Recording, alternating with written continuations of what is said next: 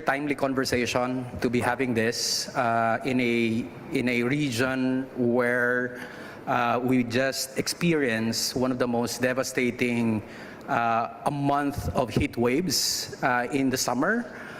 For the first time in probably my history in this world, to be able to feel the brunt of a 40 to 50 degrees Celsius in a whole month. And that is not just in the Philippines, but the whole of Southeast Asia. Is the issue dating agricultural sector was really impacted.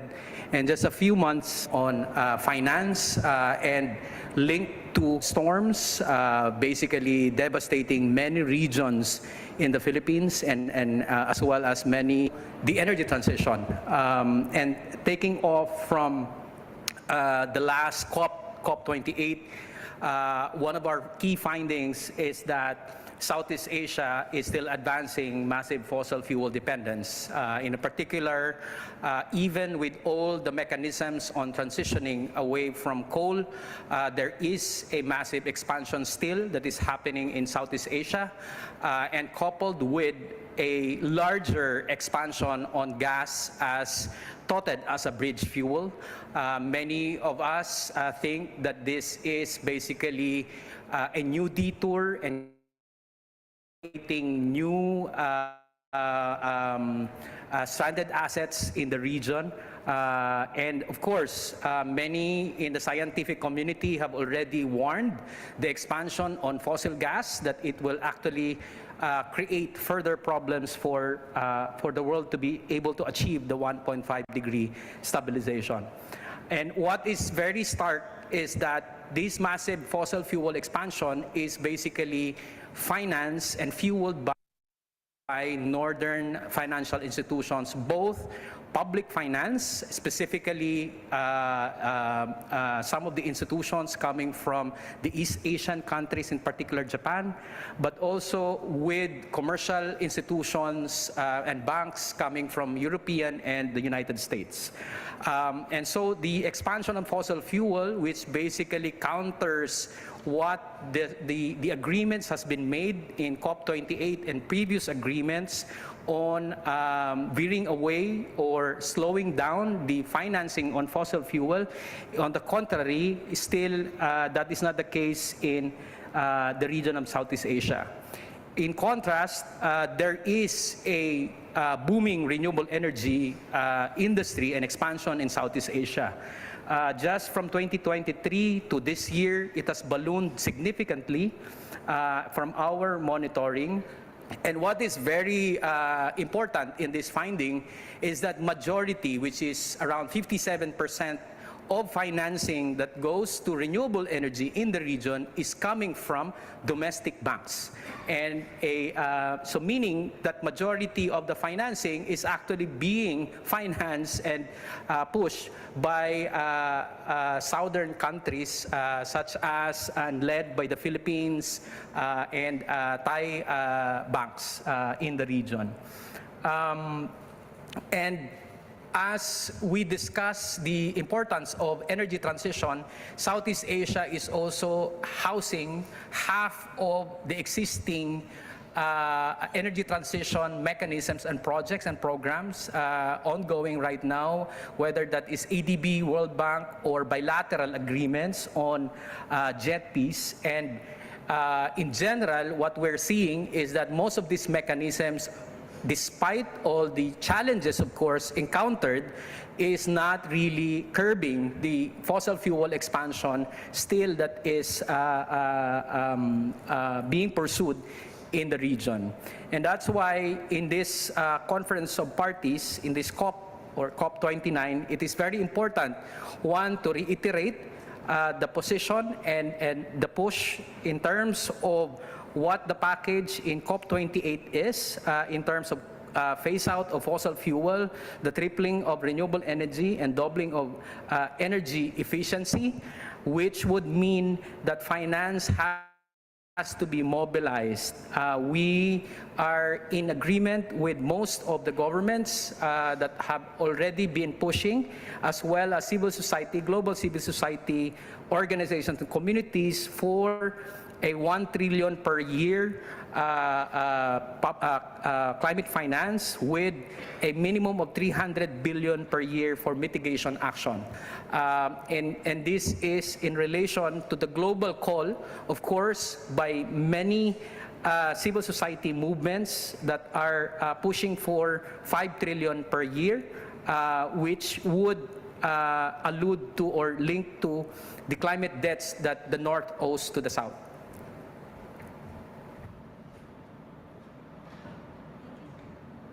Thank you so much, Jerry. That is a very comprehensive picture of what's happening in Southeast Asia. But let's shift gear now and go to Arif. Let's talk about Indonesia's journey. Indonesia's made strides toward moving away from fossil fuels. But what do you think? What kind of backing or commitments could drive this momentum? Thank you, Biana. On Indonesia energy transition finance, Indonesia investment need for energy transition are estimated at 146 billion USD to meet national target by 2030. However, the national climate financing realization amounted to only around 6,087 million USD in 2023. In addition, the national budget only allocated 3.9% for climate action annually.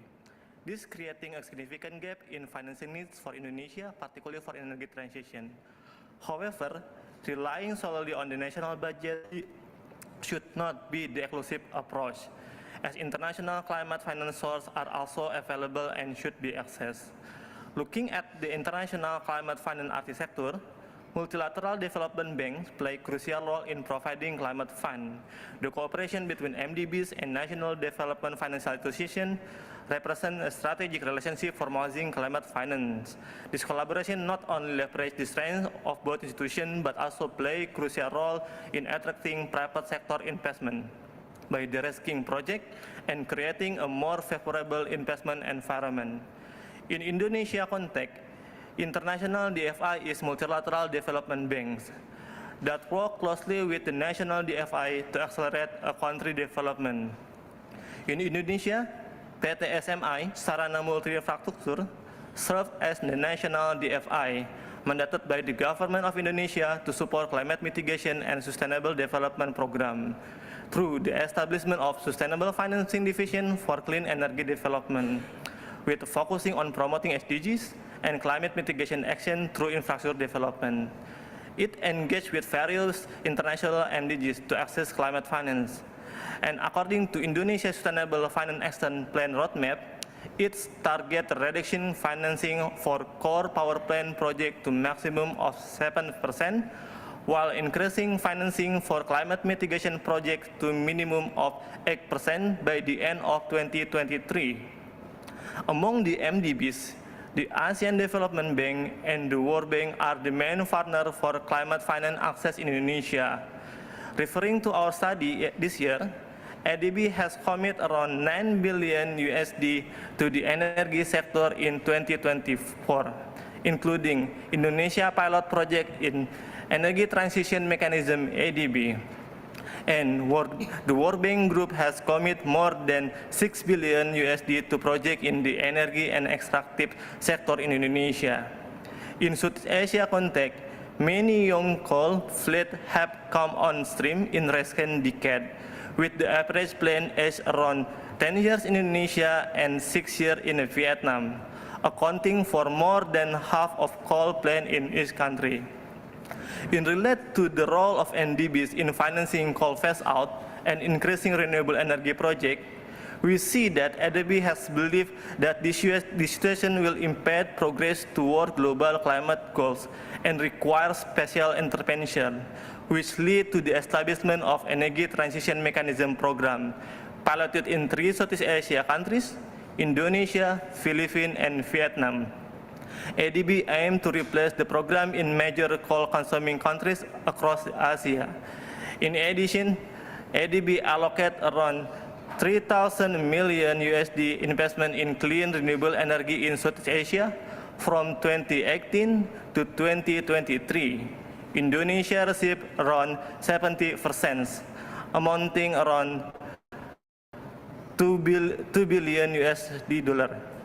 Then for the World Bank has committed to choosing direct financing for new coal-fired power plant generation since 2010 and has halted investment in upstream oil since 2017 and gas pipelines since 2019. However, there is consistency within the World Bank Group, as the Multilateral Investment Guarantee Agency supported PLN coal-fired power plant with backing of 35 billion USD, which still hold equity in Surabaya expansion project in Indonesia. Despite the expected commercial operational debt or COD in 2025, the situation contradicts the World Bank Climate Action Document, which stipulates that the IFG will no longer provide financial support to financial institutions that do not phase out their investment plan in coal project by 2030. Given the 5-year gap between the COD and the deadline, it seems improbable that financiers will draw long-term investment after only 5 years of operation. In the contrast to the ADB, the World Bank does not view coal retirement projects as promising and anticipates difficulty in their execution. For instance, retiring coal plants, particularly those owned by the independent power producer, poses a challenge in altering of terminating clauses in the agreement with coal supplier and energy off-taker, especially with the PLN in Indonesia context. Despite there are a lot potential in tapping finance from the MDBs, there are several challenges that hinder access to ADBs for Indonesia government. The first is national level regulation, and the second is local content requirement policy for renewable energy development. These two non-financial conditions are considered primary risks and barriers to financing the energy transition and clean energy investment in Indonesia, primarily due to regulatory uncertainty in renewable energy development and the protectionist nature of LCR policy. This challenge impede financing access because they conflict with the open trade value promoted by the MDBs in the global market. While Indonesia has ambitious decarbonization target, its policy and regulation lack the commitment and action needed to support this goal. For instance, the implementation of streaming and national strategic policy affect the energy sector, including the renewable energy development. Thank you. Thank you so much, Arif. Now we go to Hiroki. Japan's influence in Southeast Asia's energy landscape is very significant. Do you see Japan advancing or holding back the region's energy transition? And what role should COP29 play in addressing this? Thank you. And I'm Hiroki Osada from Friendly Japan. Nice to meet you all.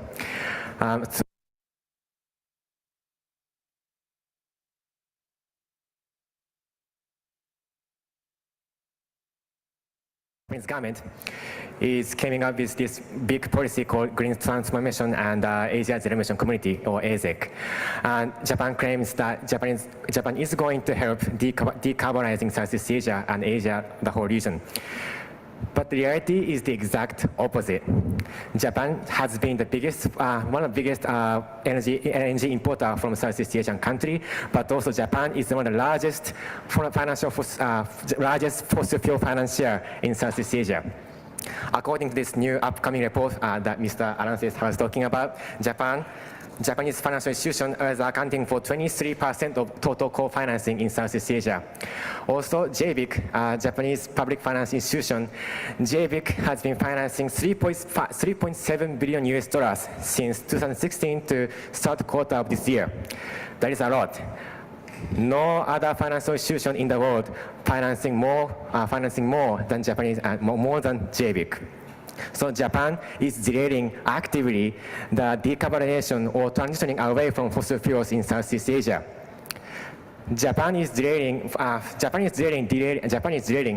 transitioning away from fossil fuels, not just by this massive fossil fuel finance, but also delaying by promoting these full solutions like CCS, hydrogen ammonia co-firing. Japan, under the Asia Generation Committee, or ASEC, is promoting hydrogen ammonia co-firing and CCS. But many research shows that these technologies doesn't contribute much to emission reduction.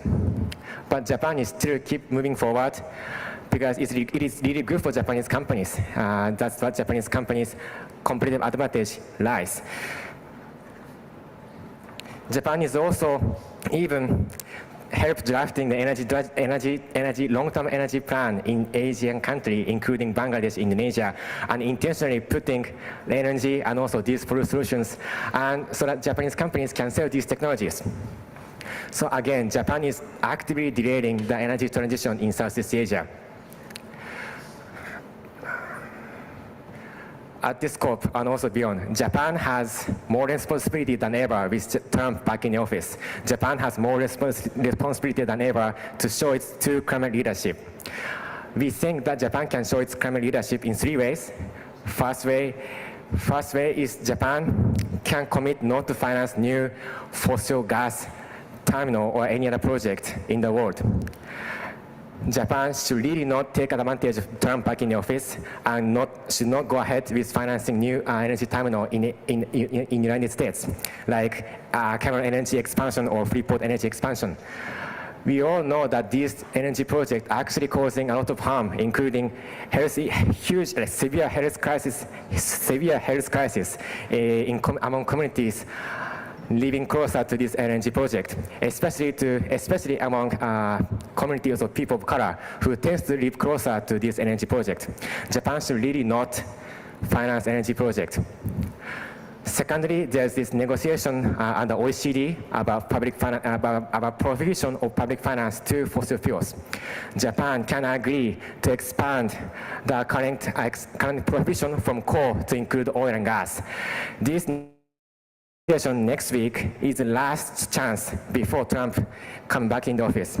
Japan can agree to this proposal, and Japan should actually not only agree to this proposal, but also to encourage the United States to also agree to this proposal.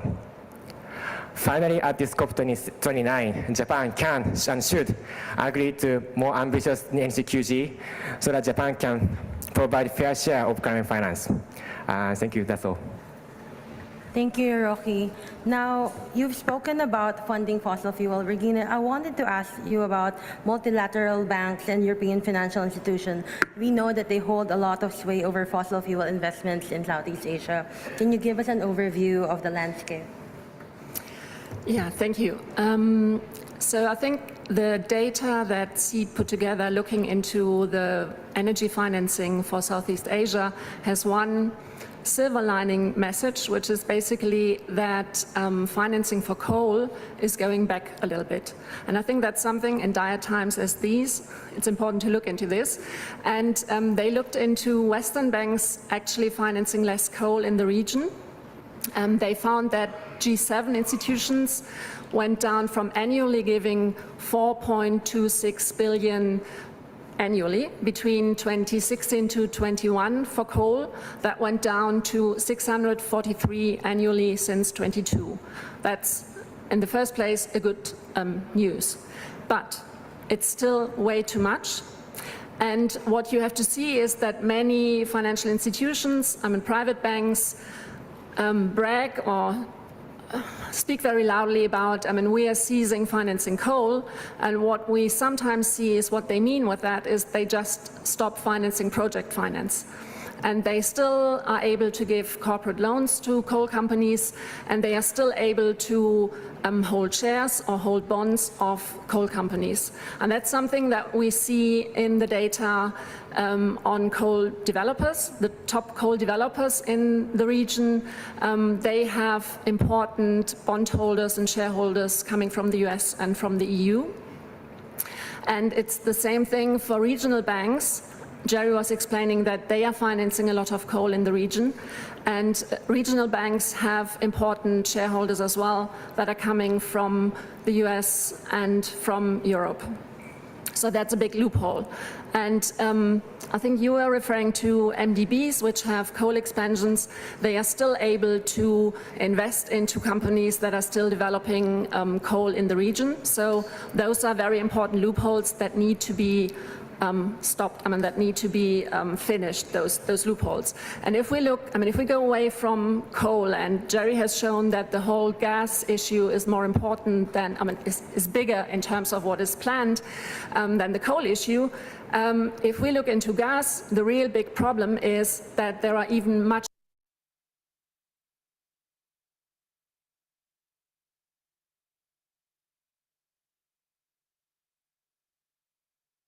ADB excludes upstream oil and gas financing, but still is able to finance midstream stuff. And if we look into private institutions, there are very few that actually restrict gas financing. There are little movements. ING, a Dutch bank, has some restrictions, but that includes still loopholes. We have Generali, an Italian insurer that now looks into excluding midstream gas, but there is still a lot to do on that topic. And on the whole question of what we want from COP29, it's very important. We see that with Trump back in office, multilateralism will get another ditch, but we can't have a climate denier in the White House stop climate action. And that's why it's really important that private institutions, like private banks, private insurers, that they take some responsibility and go very clear on excluding finishing the loopholes on coal, excluding gas developments in the region, and that the MDBs move on this. And this is an important point for regulation as well. That's not only banks do it on their own and on their own hoping to get something good out of it, but that there is clear regulation that excludes that. And I just want to underline the important point Hiroki made. The OECD negotiations on export credit agencies restricting oil and gas promoting, that's a very important thing, and it's actually something where the US delegation can still do something before they are out of office. Thank you. Thank you so much, speakers, for sharing those insights. Unfortunately, we don't have any more time for questions, but we invite you on Thursday. We will be launching the report that they have actually discussed today. So we'll be launching it on November 14 on Thursday. And if you have questions to our speakers, just maybe we can talk about it on the sidelines and we can reach out to them. Our communications team is also here with us in this room. So if you have follow-up questions, you can just go to them directly. Again, thank you so much for joining us today. And we hope to see you around. Today is only day 1 of COP. And I hope you all recharge and have energy to last us until the 22nd. Thank you so much.